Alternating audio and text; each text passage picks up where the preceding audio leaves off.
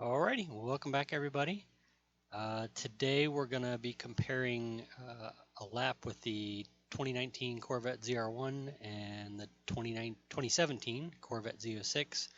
I guess I created a little bit of a controversy on the internet when I posted my head-to-head video showing my two fastest laps, the two cars side by side, and I think some folks were disappointed there wasn't a bigger time gap between the two cars. It's probably worth noting right off the bat that I've had a C7 Z06 since late 2014, and this was my first outing in the ZR1. But let's take a look at the data. Let's break it down and let's kind of see where the cars, where the laps differed, and where the performance differed in particular between the Z06 and the ZR1. Right up front, just so you understand the cars, both cars are manual transmissions. Both cars were running Pirelli Slick scrubs. Both are running the same size tires. Both are running on actually the exact same wheels. The differences were the 2017 Z06 had the DSC Sport controller, also had the AP Racing brakes on it, and both also had track alignments. And the ZR1 was it was bone stock other than a track alignment, and of course the wheels and tires.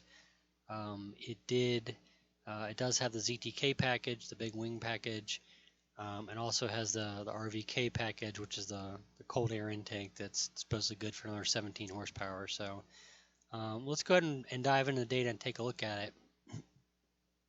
Now, we're going to start by actually looking at the splits.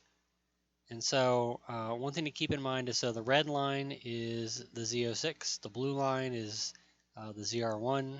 I remember that by thinking, Blue Devil, the code name for the ZR1.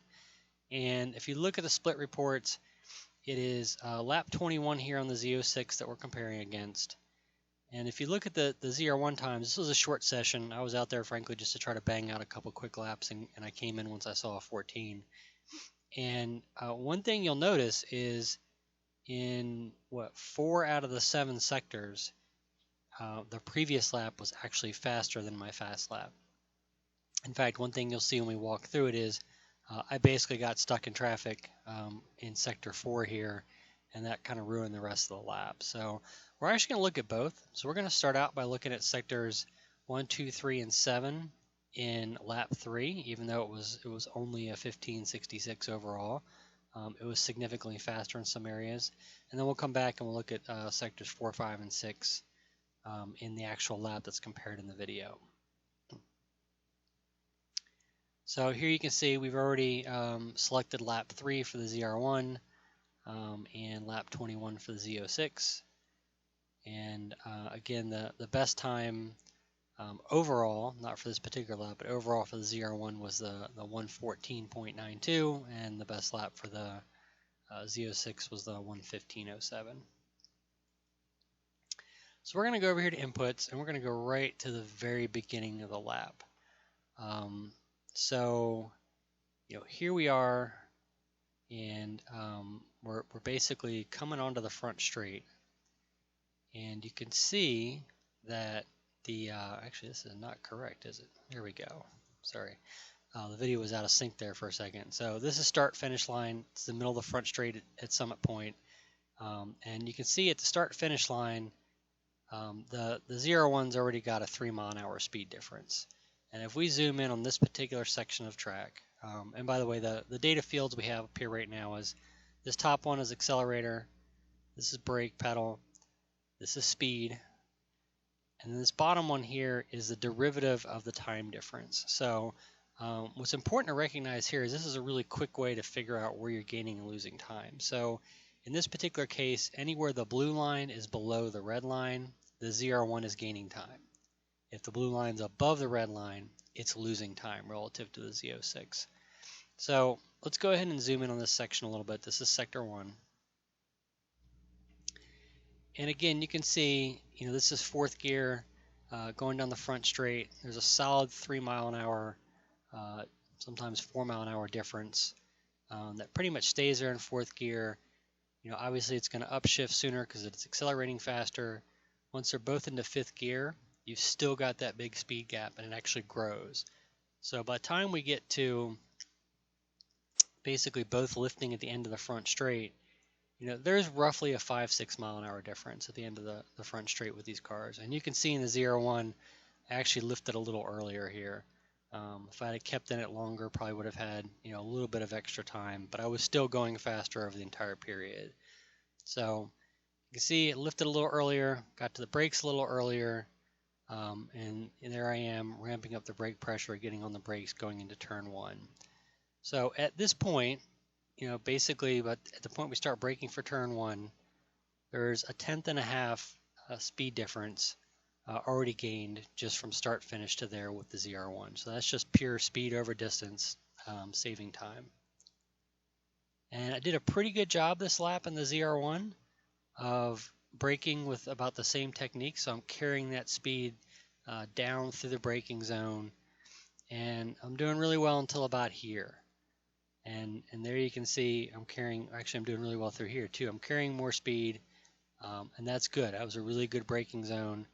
And as you can see, I gained time all the way through here. And so as we're approaching the apex of turn 1, the ZR1 has got already over 0.4 of a second advantage just in that short section of track. So that's a combination of doing well in the brake zone, but also, quite frankly, just being able to carry more speed longer. So if we zoom back out a little bit, I want to show you something else interesting over here.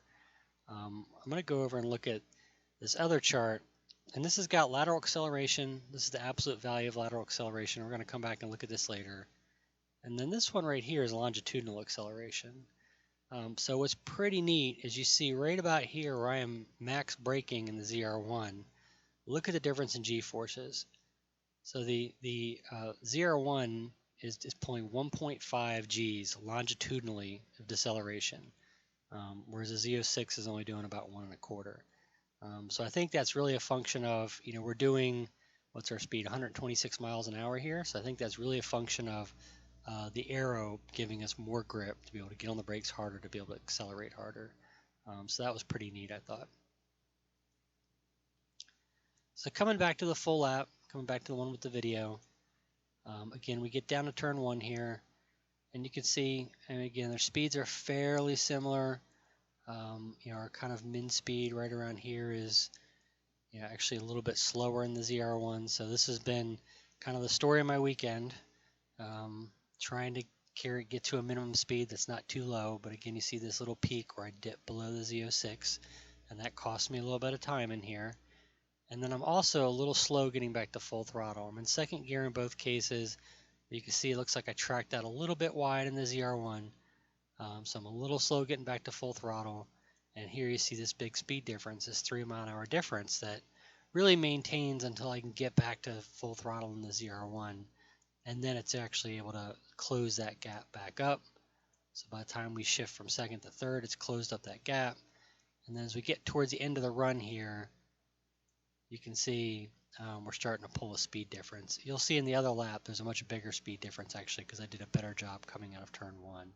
But the fact is I lost time there. So that bobble through turn 2, tracking out a little wide, took me from a slightly over 0.4 seconds advantage down to 0.24. So that's 0.2 that I lost effectively in that small section of track. So one of the challenges with the ZR1 has been that, frankly, it accelerates so hard and it builds so much speed that I'm running out of gear before the places I'd normally lift. So here it worked out generally okay because I was slow getting out of turn 1, but a lot of times what's happening is I'm making this run up towards turn 3. I'm effectively at red line in third gear. There's not enough time to upshift into fourth, so I basically start backing off the gas and start coasting. And a lot of times the Z06 will actually make up the time through there. This lap wasn't quite that way because of the bobble in 1-2. So that's sector 1, sector 2. The next sector, sector 3 here. This is basically, again, we're heading up towards turn 3. I guess we already covered, okay, there's turn 3. And again, pretty similar speeds. Frankly, the ZR1 could probably, actually both cars could probably carry more speed through here. It's really a function of confidence in the fact that this is already a very high-speed corner. You've basically got gravel on one side and a wall on the other, and if you mess it up, it can be a big mess. So, again, here speeds are pretty similar. The change in time doesn't happen much here. If we flip over in this particular lap and look at the lateral acceleration, you can see that going through 3, the ZR1 is actually peaking higher and basically maintaining higher lateral G's longer. So this, basically an extra 1/10 of a G in lateral acceleration. And coming out of 3 and accelerating, we'll zoom in again on that. Again, this time it's less noticeable than some other laps, but there is a speed differential just from the acceleration, so good 3 miles an hour after I've crested the hill coming out of 3. But again, here you see me basically lifting early, much earlier than in the Z06. So while I have a speed difference, I'm basically lifting and giving up time on the accelerator. And then here on the brakes, same thing. I'm actually braking longer in the ZR1, scrubbing off more speed. So this sector is where we start to see actually a big improvement in the other lap that gets me back closer. So I'll zoom back out. We'll look at the last sector briefly, and then we'll go back and look at the other lap. So the last sector here is really the run out of turn 9, up to turn 10, and then onto the front straight. So as you can see, I come out of turn 9 with a good 3 mile an hour speed difference in the ZR1, accelerating through, and I actually start breathing off the throttle early here. So to give this some perspective, actually let me back up a little bit and say, what's our time difference at this point? It's 0.38. I lose a bunch of time through here because of traffic. And as we enter this sector, I've gone from basically a 0.4 second advantage to the ZR1 to the ZR1 being 7/10 behind, and that was from being stuck in traffic over that section. So again here, a little bit more speed, coming up to turn 10, braking for turn 10. Again, this was kind of my problem all event, was over slowing the car. So a good 5 mile an hour speed loss there. That's costing me a little bit here, but it cost me down the entire front straight. But as you can see, when we get back to full throttle in both cars, sort of that speed where we get back to full throttle is about the same, so 88 miles an hour, kind of a back to the future thing there. And get back to full throttle, and again, you can start to see the speed differential pick up. So, by the time I get to the top of third gear, the ZR1's got a 2 mile an hour difference. We make the shift. It's a 3 mile an hour difference. By the time we get to the front straight, it's a 4 mile an hour difference. And this is actually the lap that leads into the next lap we're going to look at, which was my fastest lap of the event. So we're going to go ahead and actually change this up now. We're going to select another region. We're going to select lap 4, which was my actual 1:14.92. And we're going to go back and look at the beginning. So again, we've got that speed difference coming onto the front straight, or basically coming through cross start finish through the front straight. And you can really see the higher the speed gets, the more the ZR1 is pulling away. These fifth gear speed differences just continue to get larger and larger. So in this case, it's only 4 miles an hour in this case. Sometimes I've seen as much as 6 miles an hour difference by the time you brake for the turn 1. So again, the time difference, like before, heading into the apex of 1, in this case it's only 0.27, and it's only 0.27 because of a subtle difference in the way I was braking. I didn't have quite as much speed over this time as I did in that previous lap, and then again I overslowed significantly, so 5 miles an hour here getting to the apex of 1. So that was really a continuous issue for me, was actually not overslowing the car. That's going to take more seat time with the car to get used to.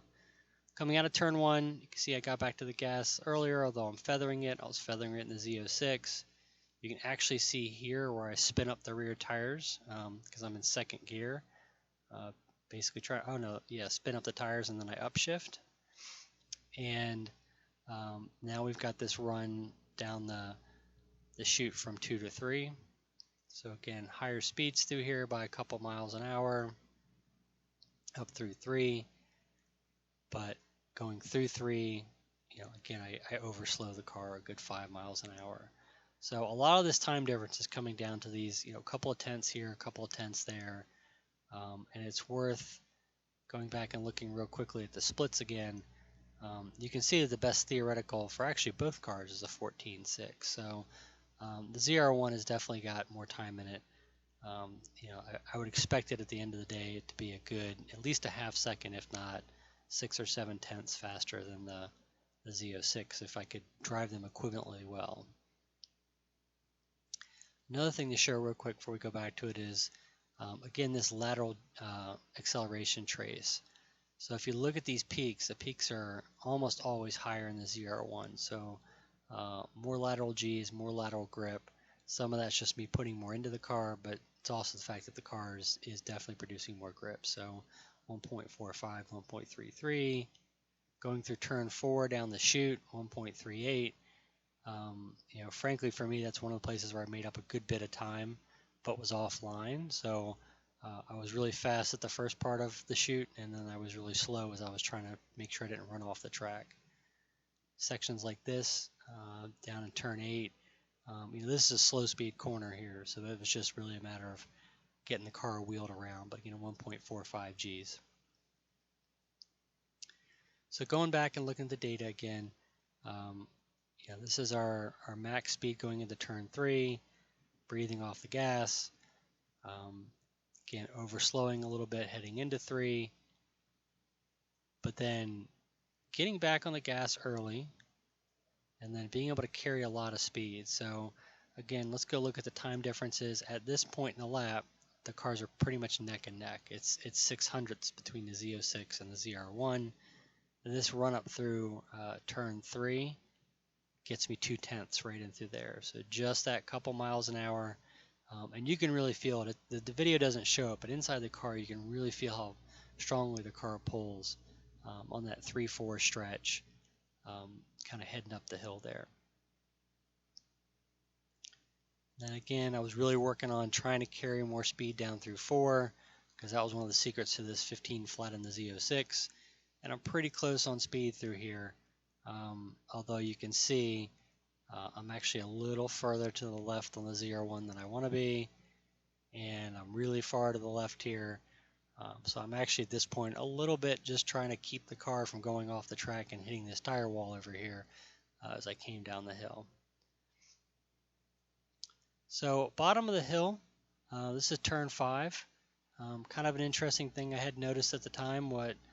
If you actually look at the video, what you will see here is there's 2 lines through, I guess this is 6A, so coming from 5 to 6. One is to make this big arc around and come back over here, which is what I'm actually doing in the ZR1. You can see I'm lined up left, whereas in the Z06, I kind of do a little more of a straight line to kind of right of center.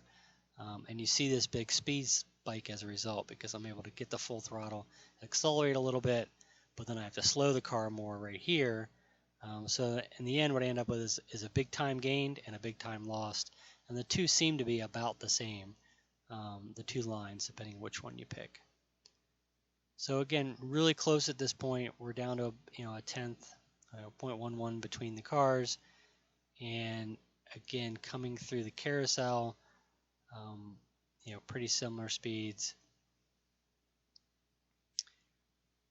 And again, if you look at this, I'm late getting back to gas between 7 and 8 here, but I carry the gas longer, and so there's a speed delta loss there as well. So it's interesting. It's all these little things. It's half a tenth here, it's half a tenth there. In the end, it's, like I said, it's probably worth another half a second for the ZR1 if I could get everything as well as I got it on the Z06 that lap. But the run up the hill, again, you see the speed difference starting to build the faster the car gets. By the time you get into 4th gear, again, it really tends to take off just because of the higher power up top and then less drag from the wing versus the big sail on the back of the Z06. So, like I said, I certainly am not disappointed in the car. I'm actually very happy with the car. The video, I don't think, really does justice to just how hard the car pulls or how great it feels in high-speed corners. The driver here needs some work to make maximum advantage of it. I'm pretty confident that a mid 114 is in the cards for the ZR1. if I can get all those things in order, maybe even a little bit lower than that, like a 14.3 potentially. So I hope you found this useful. I'll be at VIR next week. I'll come back with some more data. I'm really expecting the car to have an even bigger time delta at VIR, where you've got these long straights, 3 long straights to really stretch its legs. Everybody have a great day.